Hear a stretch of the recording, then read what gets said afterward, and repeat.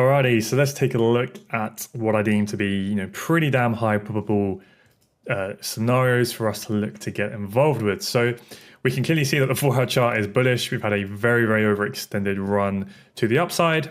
So we're going to look to see if we can start to play that swing pullback. Now, if we zoom in a little bit, what can we see to give us confidence that the momentum isn't going to continue to the upside and we're actually ready to move to the downside? Well, this high on the 4H here caused a 4-hour bearish change of character, which means we have somewhat of a strong 4-hour high that has now been liquidated. So we've had that strong liquidation, which we know can help increase the probability that a swing pullback is ready to start, because potentially institutions have used the buy side liquidity behind that high in order to position themselves short.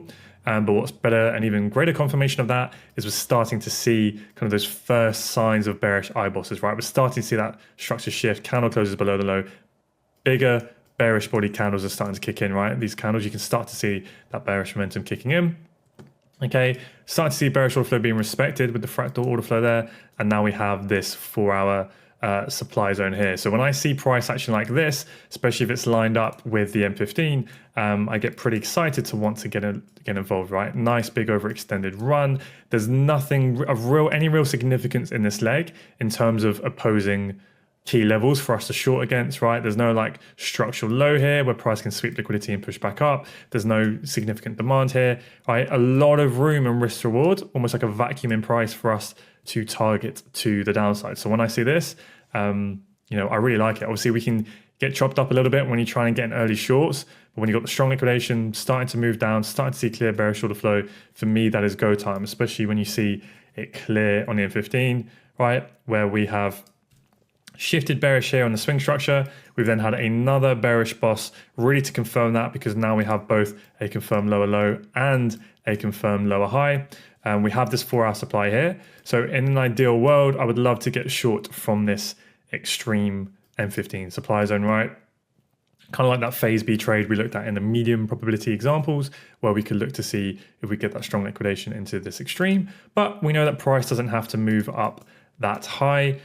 We do have a liquidation of this M15 lid to the left. So let's draw that on.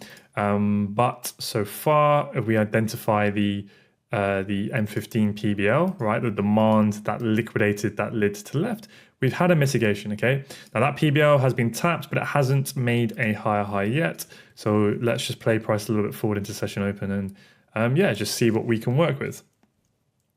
So as Frankfurt pushes in around 630, we then get that PBL fail, okay?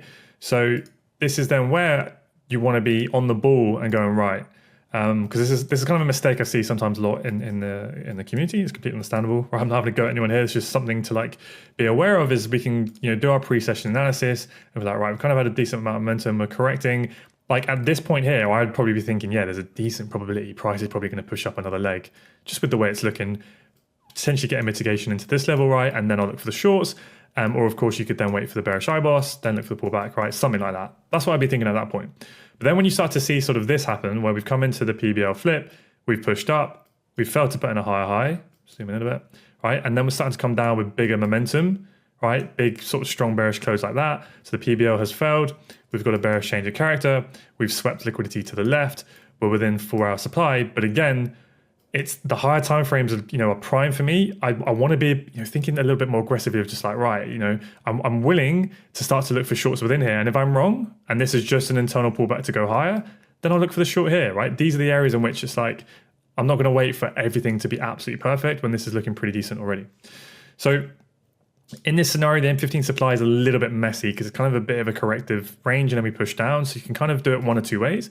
Just focus on this most recent pivot supply here, right, where clearly that momentum came in and caused, or you could be a little bit less refined and take from the bottom of the reaction to the top of the reaction, and you're essentially just taking that whole flip range there, right? Either way is valid, okay? So as we start to come into session open, let's see if we can potentially get that M5 entry. So we push down, okay? Now we have had a slight mitigation here, that is true, but if we look on the M15, okay, we haven't actually had a mitigate. We've just tapped the edge of the range, but we haven't quite mitigated into our refined pivot supply. Okay, it's more just like one kind of straight leg here. It's not like we initiated out, had a pull back in, and then we go. Okay, so I know that can be a bit confusing with sort of what is a true mitigation or not. Sometimes you have to read between the lines a little bit, but when you kind of just see one straight leg, right, it's just one fractal leg to the downside, it's in a high value area. If price comes back in and gives me my confirmations, I am more than willing to then look for the movement, look for a move within there, okay? Excuse me. So now we can look to see if we're going to build that fake break in the price action to the right. But of course, what do we need to see first? We need to see our POI mitigation. Now we get it, okay? Now we have our POI mitigation. Do we have a strong liquidation that we can work with? Well, what did this high do? This high did not break any structure. This high did break the structure. So we got an M5 chock there, which then means that this is an M5 strong liquidation here. There we go. The PBL is all the way down here. That clearly has not been mitigated and made a higher high. So that means that, you know, this trade idea is still valid. Like we have an active PBL, so we can look to get involved. We've now had the mitigation, we've had the strong liquidation. So sell stop below the low of that candle. Okay, we'll talk about stop loss buffers in like I keep saying in this upcoming statistics video, where I'll talk to you about how you can approach that. And yeah, let's see if we get tagged to the trade on this candle. Yes, we do. So now we're in the position, just target our fix 3R and we start to move along. Now, depending on your management strategy, depending on your risk tolerance, you may want to also consider getting into potential scale-ins, you know, depending on whether or not, you know, how you want to approach already being in a position. Okay, it's gonna be down to you, but I just want to show you another potential opportunity, whether you missed that one or whether you wanted to scale in, right? Don't just sit in your lower time frame. The moment something's playing out, medium time frame is what you want to be focusing on. So now we have like a clear bearish IBOS to the downside. The momentum is clearly coming in, you know, with London. It's go time now to try and target this low and potentially beyond that, right? For some of you, you don't have to do this fixed 3R stuff. You can, if you've got the skill and the experience and you know, in these certain things that will happen a few times a year, these certain scenarios, sorry, a few times a year, maybe like once or twice a quarter, where everything's aligning, good risk reward on your side, don't be afraid to potentially, you know, allow yourself within your trade plan to have bigger technical targets, okay? We just recommend fixed targets to get you going, to get you consistent, to help with your psychology, to help trust your back testing results, right? So you have a consistent method. But yeah, for those of you who are more experienced or will be more experienced in the future, do not be afraid to trust yourself in certain environments to try and push them a little bit further, because if you catch 1 to 5 trades a year that are, you know, 10R, 15R, maybe 20R, not saying it's easy or psychologically easy, that's going to have a big boost, that kind of little mini quantum leaps. Mini quantum, I know that's a bit of an oxymoron, but you know, do you know what I'm trying to say? Where it can really boost your account. So yeah, if you do feel like you're in this and you're positioned well, do consider potentially doing that, but just don't do it all the time. Don't be swinging for the fences when the technicals do not justify it. So anyway, we have a bearish IBOS. We now have another clear M15 supply zone, right? Whether you want to refine it to the pivot or the larger buy to sell, that is up to you. So now we can look to see if we get that fake break going once we have our mitigation, right? So we pull back in, we get our mitigation, no strong liquidation yet. This high here has not broken any structure, so that will not be a strong liquidation if that high goes. Okay, we need a high that breaks a low. Okay, we coming in. Okay, now we get a bearish M5 change of character. Okay, this high breaks the low. So now potentially we can get a fake break. Where's our, there we go. Cool, so set your alert on there. Maybe we'll pull back, maybe it won't. Okay, ding, ding, ding, alert goes off. We have our strong liquidation. I'm just gonna rein this in for a minute. Obviously this trade is still running depending on how wide your stop loss was. Otherwise, you know, you might be out if it's a bit tighter. So now we have our liquidation. Really nice corrective pullback. Really high probable trade because of the higher time frames, not because of the entry model, right? It's the higher time frames, the medium time frame that makes a trade's probability high or not, in my opinion. So yeah, pip or two, whatever. Well, again, I'll talk about how to be a bit more scientific with this later, and I'll keep repeating myself, but we will get into that. Okay, and let's just say, we do another target, but you're well within your rights if you want to target further with these trades. So we either get tagged in, or if it pushes up higher, we will cancel the order. Okay, we're tagged in, really good start to the trade. But yeah, with this management, I'm not trading to break even, we just settle forget. And there we go. So yeah, in my opinion, two what I deem to be pretty damn high probable trades. Like it's aligned with the 4-hour chart, obviously aligned with M15. We've pulled back up, we've liquidated this high, we've had the PBL firm flip. There's an initial trade within there. POI selection is a little bit, it's not the cleanest of POIs, but this one, if you were and ahhing about the first one, this one, no one should be missing this trade. Once you understand all of our rules, these are trades that we've got to be capitalizing on. Like put your foot on the gas. Do not be afraid of taking a loss here. This is go time, as I keep saying. And then yeah, whether you want to just be religious with the fixed hour targets is up to you. But when we have this environment, like on the 4-hour chart, it's not something I'm very good at. I'm terrible at holding trades. My personality is to just be in and out. But these are the environments I try to remind myself of every year. When this happens, don't be afraid to give a bit of profits, back on the table if it ends up doing this or something, whatever. But these can be the ones where suddenly when it goes, there's nothing here and it just ends up absolutely tanking. But yeah, you don't want to be swinging for the fences with every trade. As we can see, we end up getting a pretty big bearish move. So what I'm actually going to do is just bring this to the next session, because it's kind of just an interesting scenario to talk about before we wrap it up and dive into the statistics. So just bring this around here. So if we kind of follow this on, super quickly drawing some structure, we obviously had another M15 boss. And after a boss, we can expect a pullback. But when momentum is strong, when I keep saying on the higher time frames, there's nothing really to support price, the odds of us now getting a very deep pullback are slim. So this is when, if we go back to the phases, and let's have the bearish scenario. This is when phase A2, right? So when we're like trading, down here, whoops, we've had a bit of an internal pullback and maybe there's some supply here. You can view this as like phase A2, right after the boss. This is when this can be on that higher end of the medium probability. Maybe some of you want to say it's high probability. I struggle to call A2 ever, super high probability just because you're not selling in a very well priced area, right? I'm always expecting that deeper pullback. But for me, it's on the higher end of medium probability. So I very rarely really want to trade A2. But this would be the sort of scenario where I'm like, yeah, no, do you know what? I don't care if we have a deeper pullback. I'm willing to be a bit more aggressive here and get involved, right? So we've got this M15 supply range to the left. Okay, nice corrective pullback overall. How do we know markets move? It's kind of what you learn day one on baby pips. Impulse, correction, impulse. It's just to find that we could likely see another leg from here. If we push up higher, so be it. But I'm wanting to look to get involved, right? So we're already kind of within the supply range. It's up to you if you want to be over refined or not. So let's jump down. What time is it? It's okay. Frankfurt's open, so we have our session open. So I've actually jumped the gun a little bit here because if you take the supply range rather than the pivot, we do already have our mitigation, and we have this high here that has not been swept yet, right? That obviously broke some lows and we've got some nice equal highs to back it up. But yeah, we're not just trading equal highs on its own. It needs to be a fake break, okay, with this new entry model refinement.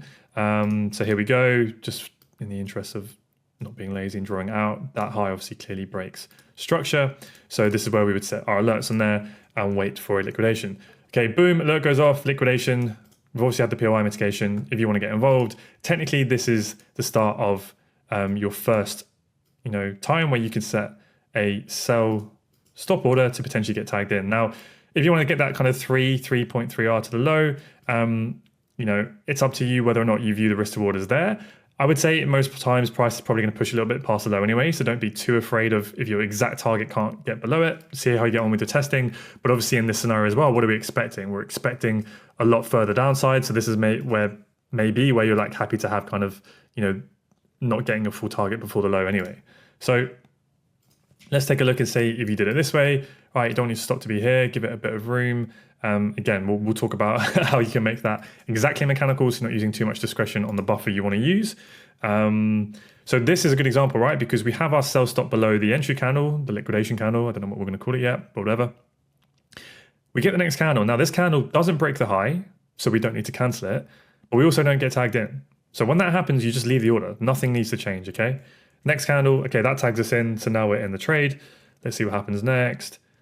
And then we push up. Now, depending on how tight your stop loss was, you may have been stopped out. So, let's just say we got stopped out, okay? We take a loss, no problem, right? I think that's a decent area that's worth getting stopped out on. You take the loss, lick your wounds, it is what it is. Now, this is key, right? don't just get annoyed and don't look at price action. As long as you haven't hit your, your risk limits for the day, whatever you set those in your trade plan, just save this down for later, journal it later, take your screenshots, do what you need to do, but be on the ball. What do we have? We have an M5 change of character here. It's a bit subtle, but let me just double check that. 370, and the low of that is 369. So it's about 0.1 pips. So a little bit harder to see, but it is there. And now we have another strong liquidation of this high. So now we can enter on this candle here. So again, depends on what buffers you use, right? And then here we go. Exact same idea. 2 inside bars, so nothing to do. Didn't push up, so we can leave the order on. Let's see what happens next. We come down, and then we get tagged into the trade. See how it goes, and there we go. Start to push down, come back up again, and let's just hold it down, speed this up. Pretty slow, but then eventually we go, okay? And it would have hit your target if you've got that 3 target there, okay? So if you had a bit of a wider stop loss, you probably would have been able to ride out that first initial trade. If you got choked out, not to worry, try and be on the ball and see if we've got another one there. There's your liquidation, few inside bars. We eventually got tagged in around 750. And there we go. So yeah, typically I'm not a big fan of the A2 trades, and I would advise literally just don't trade them until you are consistent. Try and be disciplined and not.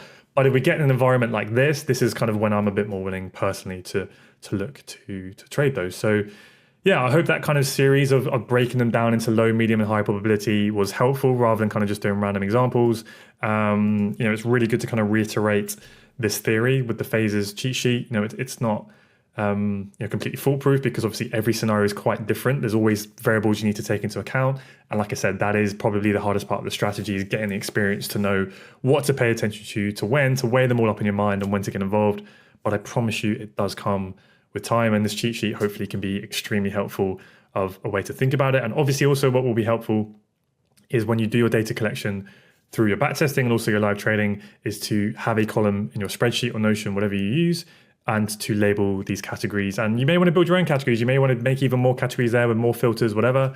And it will just really help you to zoom out in the long run and see, what stats work for you. And that is how you build your own trade plan. That is how you build your own confidence. And that is ultimately how you become an independent and consistently profitable trader, right? It's not like a cliche little phrase we throw out there. That is our ultimate goal with Photon, with you guys. We want to show you the way that we do our things. We want to teach you with the way that we think is most effective, but ultimately you will get that long-term consistency when you grab the stuff that we give you that you resonate with, you disregard and get rid of the stuff that you don't really agree with or doesn't work with your personality, and eventually over time you will mold something that will work for you. But to be fair, it's a never-ending process. We're doing it ourselves. We're bringing you on that journey, and this new module is a perfect example of that. So before I keep rambling, let's dive into the following lessons, which I believe probably will be the statistics.